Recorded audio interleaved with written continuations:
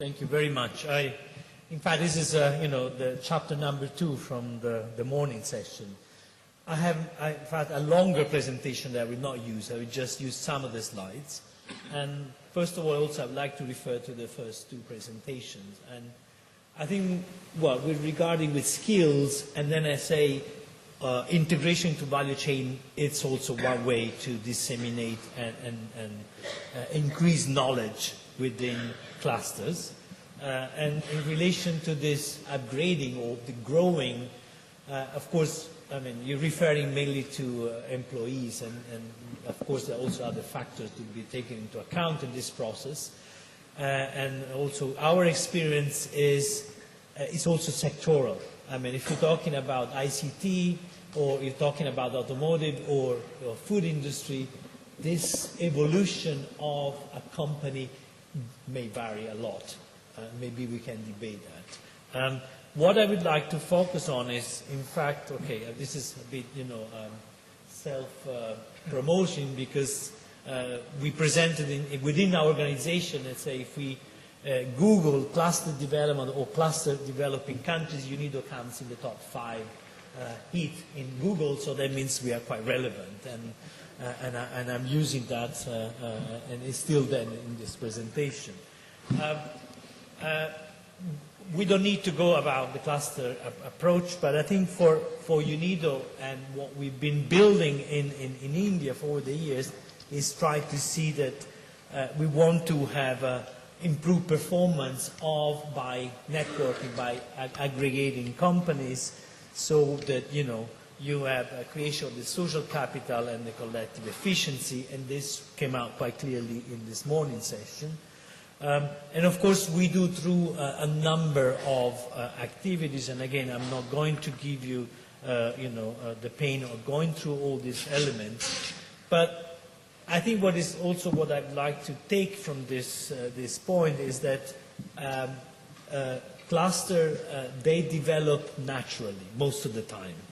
And what we try to do, what we experience, is that we could facilitate the process to make it more effective.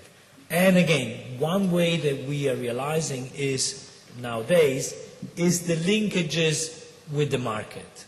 In the initial stage of development, we were focusing and concentrating our attention on the cluster itself.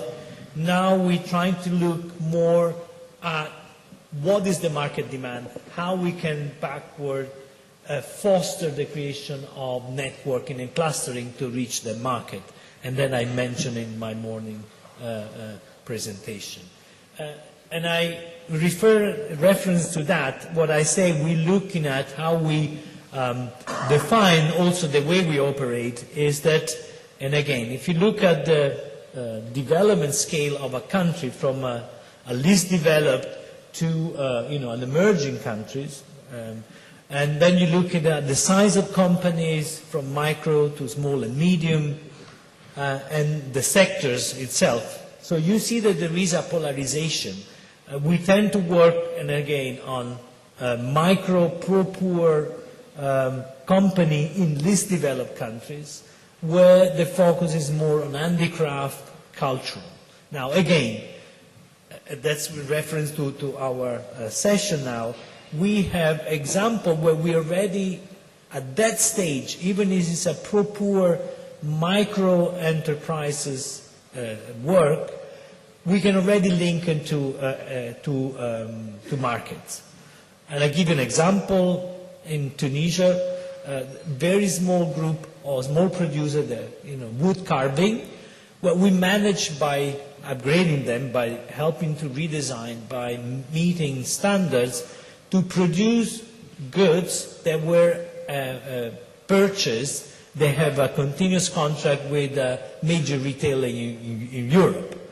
What does it mean? That we could have done a lot of work with them, but then the main problem for them is where to sell it. And then we brought within, in a public-private partnership with the Citibank and Habitat, a French retail company, and then we worked together to develop the product, develop the cluster, and have a successful access to market. So even in that dimension, again, small and micro companies, less capital intensive and innovative sector, we could make this linkage between the cluster and the supply chain. And then again, in this process, if you're moving to a middle-income country, larger number of companies, maybe with backward linkages to in the agro sector, in the food sector, in backward linkages with the agricultural sectors. Well, then again, what we did is we looked into the supermarket chains. Supermarket chains that operate in a country, their business model is quite clear. They must source as much as possible locally. That's the business model. They don't have to import. They have to produce locally for selling to the local markets.